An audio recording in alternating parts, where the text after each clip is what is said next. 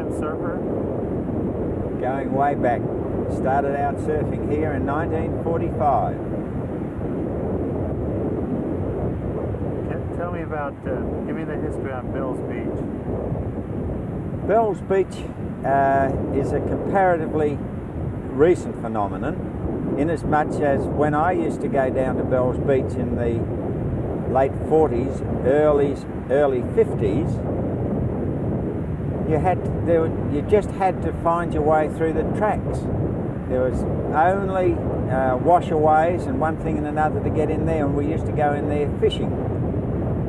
And there was just nothing. You had about 7 miles of bush to get in to find Bell's Beach. From there, we slowly but surely a track got formed, and a few of the boys one day happened to say, "Hey, there's some big waves on at Bell's." Now, they said, "Okay, let's go." And around they went. And that was the start of Bell's Beach as a surfing venue. And then comparatively recent years, they've put in roads and facilities and everything like that. And now, of course, quite a few years now, they've been holding world international surfing championships there. It's one of the great spots over Easter. Did you help discover Bell's? Oh, no, not really. It was known, it was Bell's property is how it got its name. But the beaches here, starting from Point Lonsdale, Ocean Grove, Barwon Heads, 13th Beach, Brimley, Torquay, as we've just visited. Then we go on to Janjuk, Bell's Beach, round Point Addis, down here to beautiful Anglesea. We go on around to Fairhaven and Moggs Creek, Lawn, Fairhaven, etc. Just right on down to Apollo Bay. Absolutely beautiful. Tell me about surfing in the early days. What was it like? Well, we surfed, of course we never had wetsuits. The surfboards were from 15 feet upwards and made of wood. We generally, quite often we'd come down surfing in the winter, and it was so bitterly cold that there'd never be a soul on the beach. And if there was 4 or 5 of us in the water, that'd be it. That would be it. Well, of course, nowadays, any point you go, you've got 10, 20, 30 bods all in the water, anywhere. Do you think California and Hawaii get too much of the press on surfing? Yes. Well, in actuality, no. Mainly because Australia's the land down under, and there's not much doing publicity-wise. The boys who surf here and the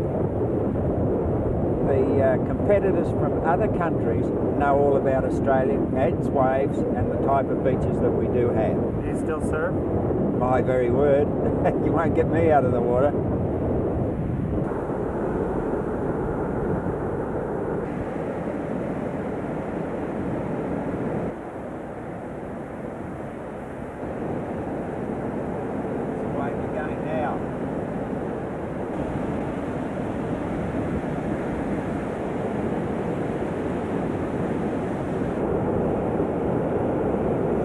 Popularity of surfing caught on in the 60s in America, but it was going strong here long before the Americans caught on. Yes, surfing was big right in the 30s, early 30s, and we had surf clubs and competitions and all that kind of thing going well before then.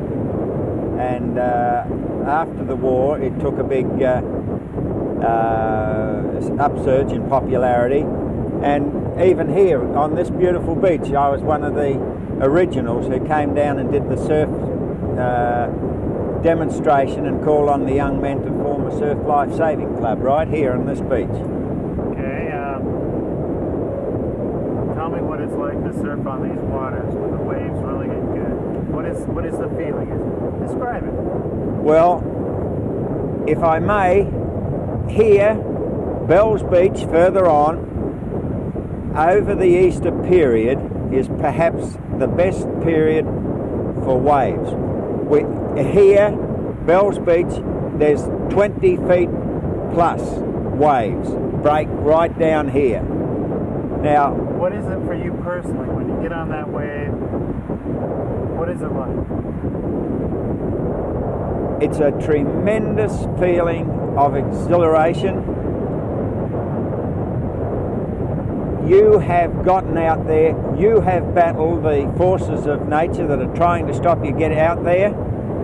You've fought your way through, and then you get finally you come to the point where you get onto the wave, and then you get up there and just ride the heck out of that wave.